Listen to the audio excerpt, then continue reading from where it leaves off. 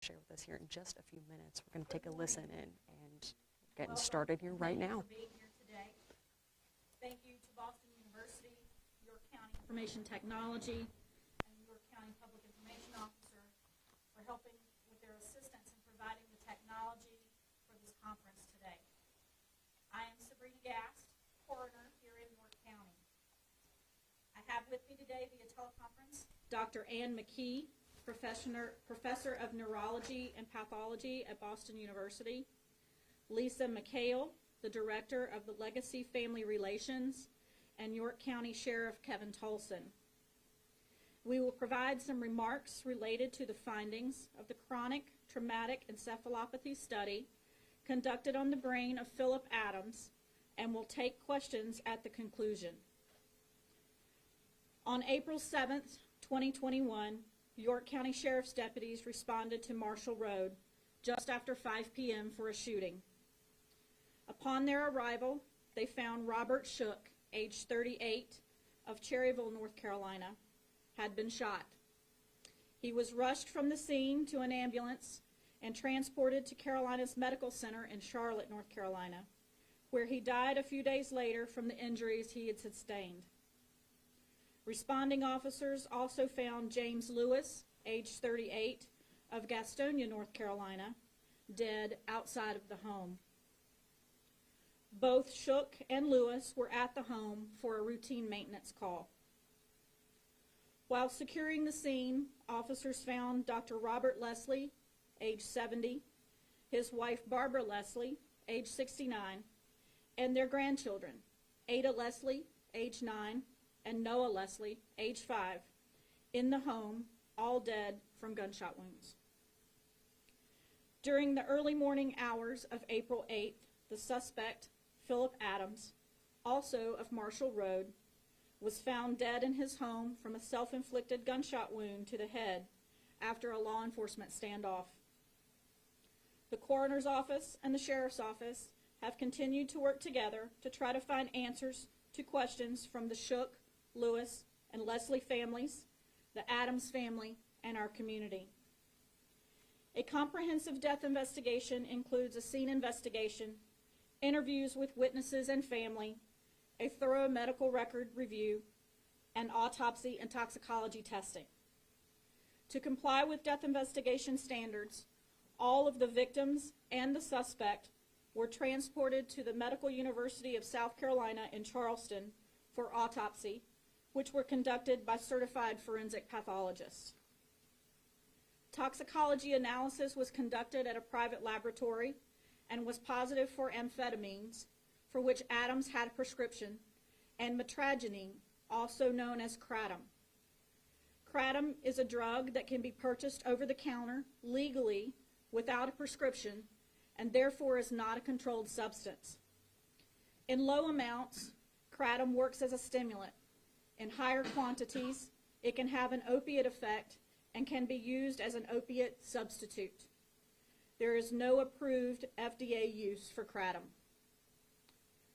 During our investigation, it was learned that Phillip Adams played professional football in the National Football League from 2010 to 2016 and suffered injuries during his football career. In interviews with the Adams family, we learned he endured several concussions, which is known to lead to chronic traumatic encephalopathy, commonly referred to as CTE. According to the family, Adams complained of excruciating pain from his injuries, often had memory issues, and difficulty sleeping. For this reason, Boston University was contacted and asked to conduct advanced brain studies to determine if CTE could have played a role in the incident. On Tuesday of last week, Boston University contacted my office to discuss the findings of the study. I'm going to turn it over to Dr. McKee and let her talk to you about the study itself. Thank you, Sabrina.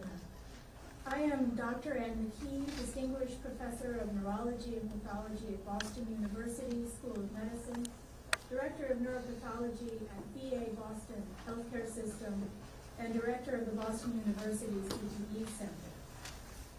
I speak for my entire team of investigators at VA Boston and Boston University in saying we are deeply saddened by the events that occurred last April, and we continue to pray for the families of the victims.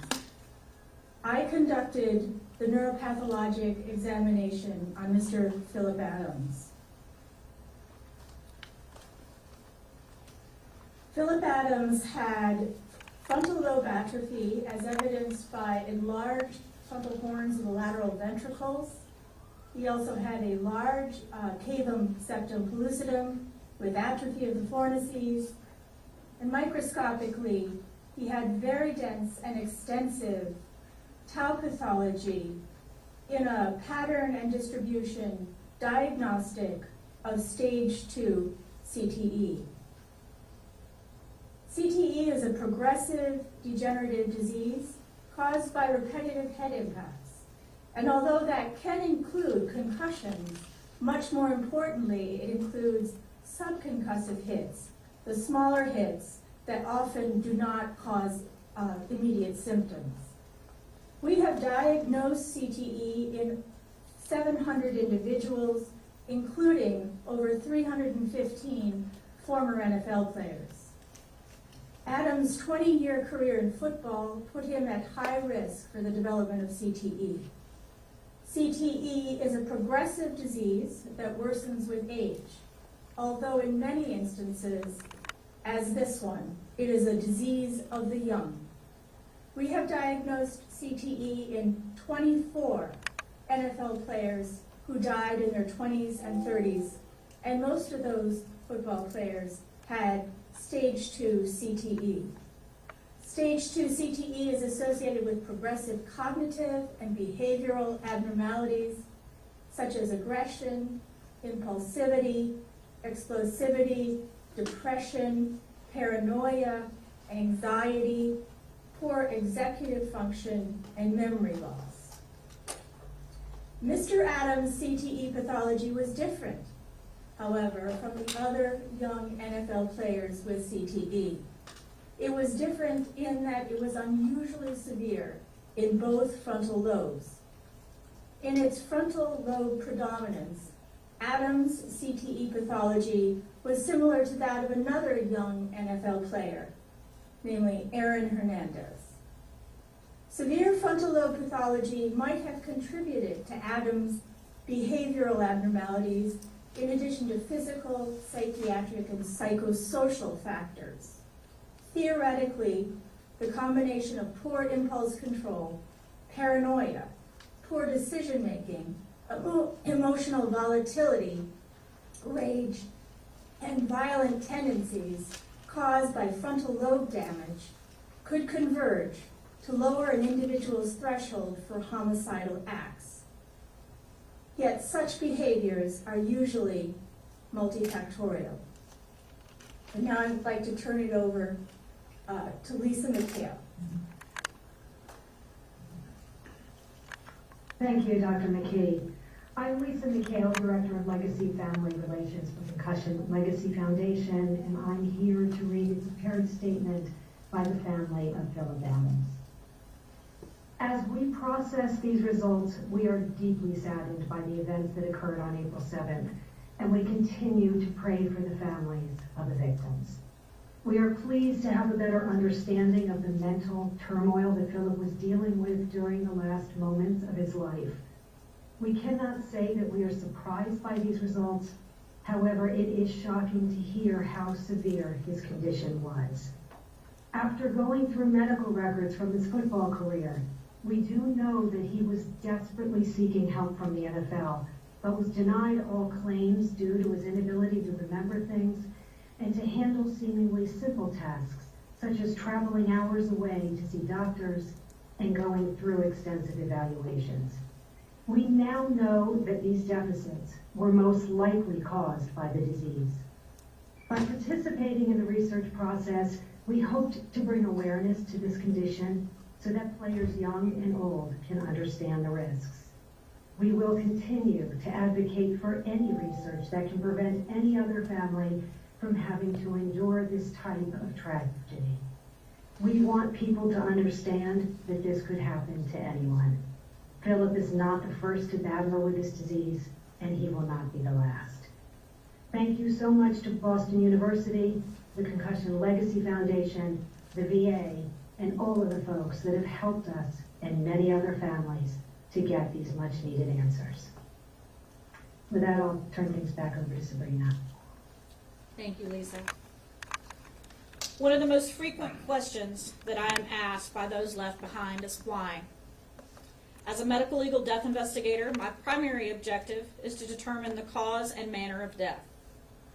In some cases, I'm able to answer the question of why, and in other times I cannot. Although it is felt that the findings of this study do not in totality give us the why of what happened on April 7th, it does give us a small piece of a more complex puzzle that is still under investigation. Prior to scheduling this conference, I met with the victims' families, as well as the Adams family, to discuss the findings of the study. The Adams family asked that I read this statement on their behalf. On behalf of the families of Robert, Barbara, Ada, and Noah Leslie family, the Leslie family, we would like to offer the following statement regarding the CTE analysis. These 8 months have been unimaginably difficult. Even in the midst of crushing heartbreak, we are finding some comfort in the CTE results and the explanation they provide for the irrational behaviors pertaining to this tragedy. We are grateful for those working to continue to shine a light on anything that can prevent this kind of nightmare from happening to other families. Those who sow with tears will reap with songs of joy. Those who go out weeping carry seed to sow, will return with the songs of joy, carrying sheaves with them. Psalms 126, 5-6. Thank you for your prayers of support. We continue to grieve as those with hope. Lori Alexander, Amy Kalbuck, Robbie Leslie, and Jeff and Katie Leslie. Just a few moments ago, I also received a statement from the Shook family that I would like to read for you as well. Holly Shook and the Shook children continue to grieve the loss of Robert, a devoted husband and beloved father. Holly hopes to find answers that will prevent similar tragic outcomes. We would like to thank you for attending today. We will take some questions from the folks present here at this time.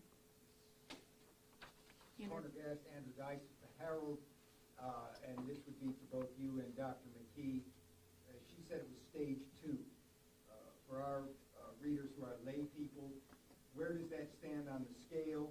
And is it, can we say with definity that the lesions and damage to his brain came from his football career? Dr. McKee, I'll let you have that answer. Okay, thank you. So stage 2 CTE is on the spectrum. There are 4 stages of severity. 4 is the worst. But it is a disease that worsens with age. So we usually see stage 3 and 4 in much older individuals. Phillip was 32 when he died, and this is entirely consistent with his level of CTE.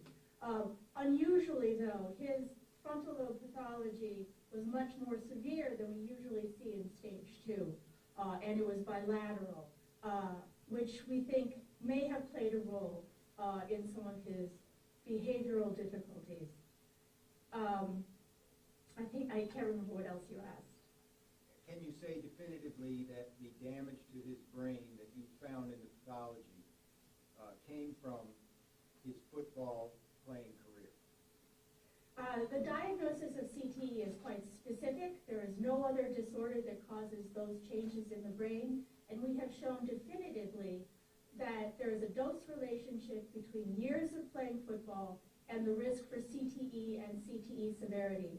So yes, I can say definitively that his 20 years of football gave rise to CTE. Thank you. Anyone have any other questions?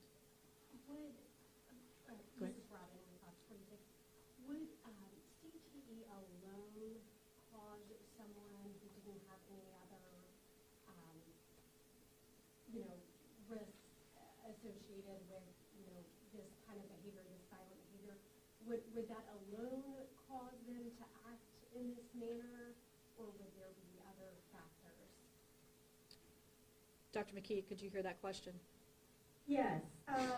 So we have seen this behavior. We've even seen homicidal behavior in other individuals diagnosed with CTE. It's difficult to say that it alone resulted in these behaviors because usually it's a complicated issue with many other factors. But certainly we have seen this behavior and it is in fact not what I would consider unusual in this disease. Yes, ma'am. Brittany with Watchbox here. Is there anything football players can do to kind of reduce this risk of getting CTE, or is it just kind of a consequence of sport? Dr. McKee, I'll let you use that. Well, reducing the number of years playing football is probably the number one thing they could do, starting to play later, reducing contact in practice, skill development so that there's less head contact and based on their style of play. But intrinsically, football is a collision sport, and head contact is part of it.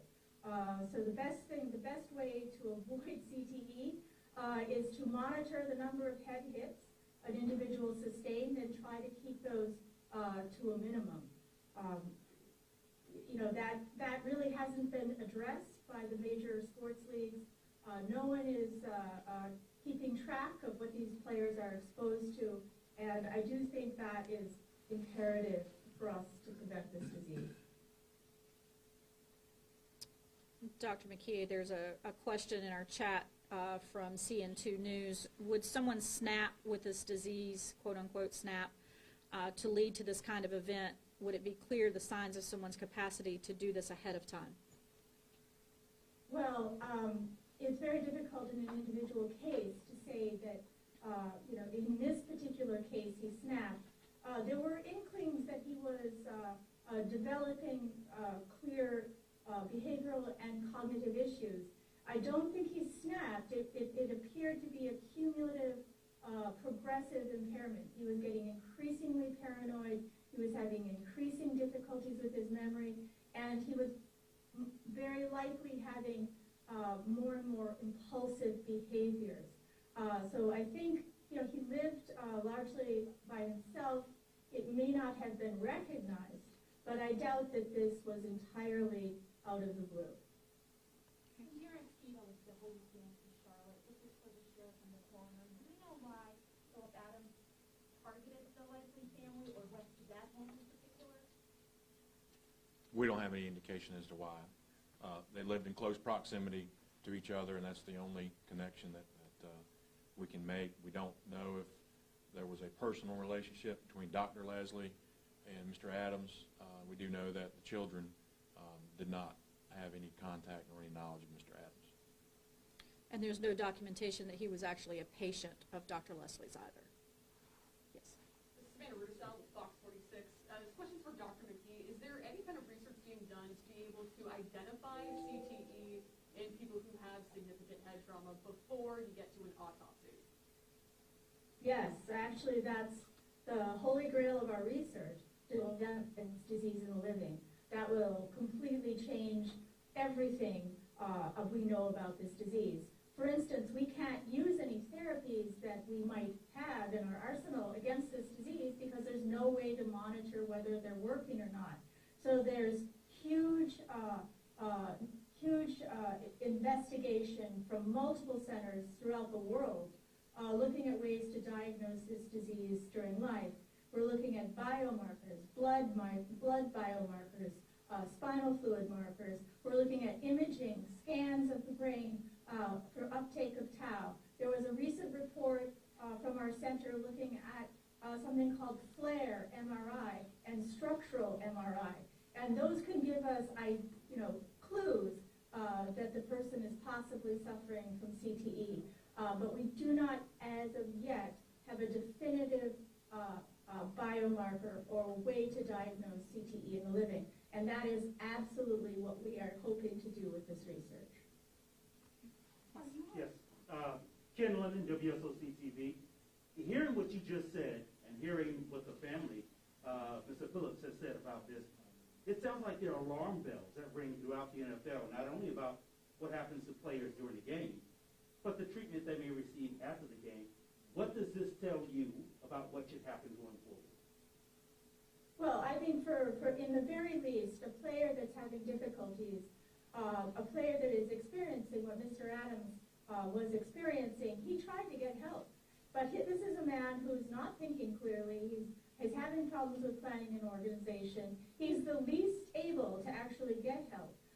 There's huge obstacles for these former players to find help. They have to make many medical appointments. They have to fill out very extensive paperwork. And that is usually beyond the ability of people who are impaired.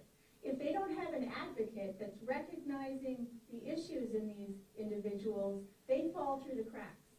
And that, I think, is what happened for Mr. Phillips. So I would like a comprehensive care package, evaluation system offered by the NFL for these ex-players that would give them the kind of care and management that they deserve.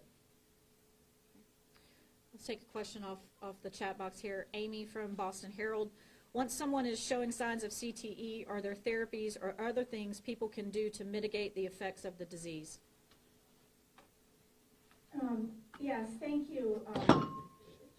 We don't have specific treatments for CTE. As I mentioned, there are some potential therapies out there, but we can't use them if we don't have a way to monitor them.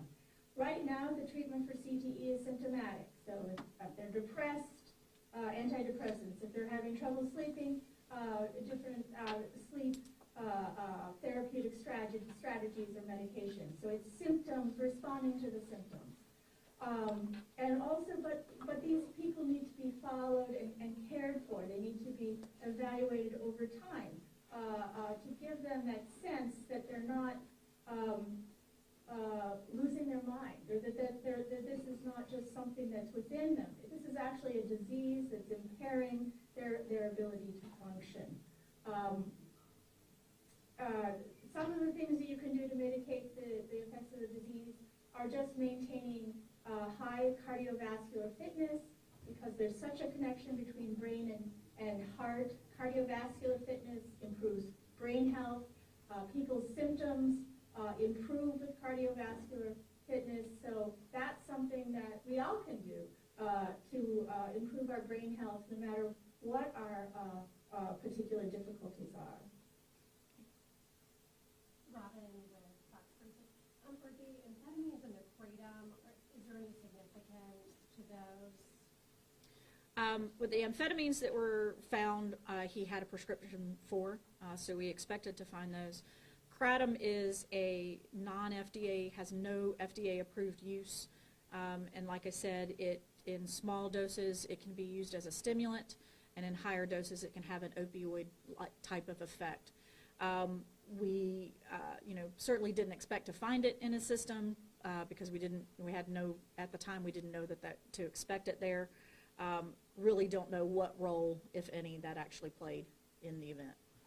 Yes. Ms. Gass, I'd like to follow up on that question.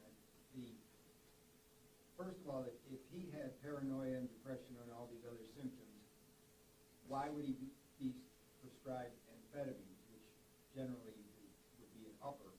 And the kratom part, is there a known reaction between amphetamines and kratom that could have caused some kind of catalytic or some type of catalytic activity that pushed him to do this when he did on that day? I know that he had a long-term prescription for the amphetamines. I do not know. I'm not a forensic toxicologist, and I certainly do not want to address the symbiotic effects of kratom and amphetamines. That's out of my wheelhouse. When you say long-term, how long? Do you know? I do not know at this point, no. I have a question for the sheriff, if I may. Sheriff, again, Andrew Dice with the Herald. Can you talk about the status of the investigation now that the suspect, the term that you use, is deceased, so he cannot be charged under South Carolina federal law with a crime? However, are you going to continue to investigate this with your team of detectives as people want to know that question, which is why did this happen? So, yeah, I'll speak a little bit on that. You know, we've answered the what happened, the who did it, the how it was done, where it was done, when it was done, obviously, and so that only leaves the last W of the why. And we are nearing conclusion of the evidence that we have. We did take some somewhat incoherent writings in notebooks that we believe to be Mr. Adams's, with just some, the best way to explain is just incoherent writings. Those are at the FBI. We initially sent copies.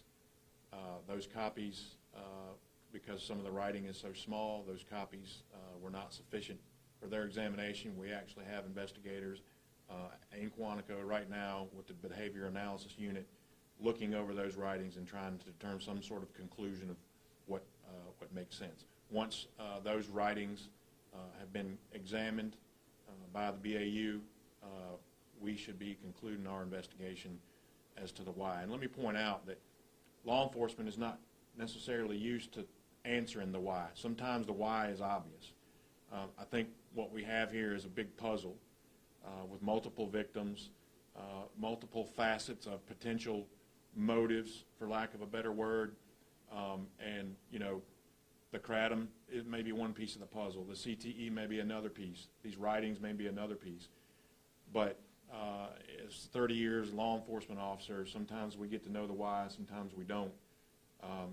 My guess is there's one individual that knows the why. He is deceased, and we may not know on this life and this planet what the why is. While I've got the floor. I have one more question, okay. If I may.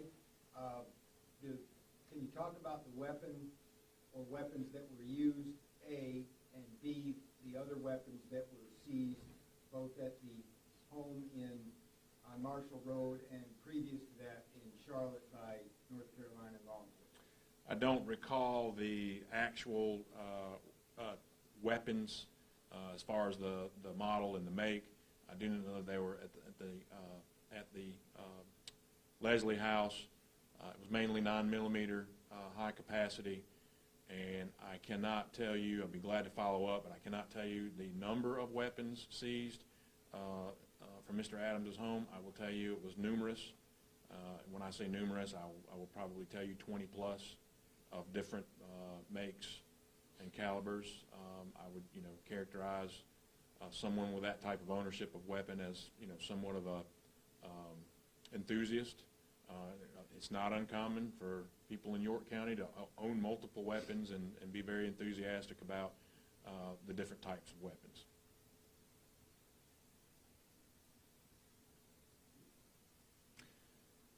I do want to say one thing also. I hope that we're all cognizant that there are multiple families here who are in the healing process. I cannot imagine either from the Adams or the Leslies or the Shooks or the Lewises what this experience has been like. At the end of the April 8th press conference that we held, we expressed the request from the Leslie family for their privacy. That request was not heeded by some members of the media, and I don't know if you were here or not. That request is being repeated today. The request, the April 8th request, was only heeded after a number of requests from our office and our PIO to members of the media who continually ignored it. The Leslies have posted their property with trespassing signs. I have deemed that to be properly posted and within the bounds of the law. And so the notice today is right here. If you step on the Leslie property against their wishes, you will be arrested and you'll be charged accordingly. please respect their privacy, and if the Adams family requests the same, we will grant that request to them.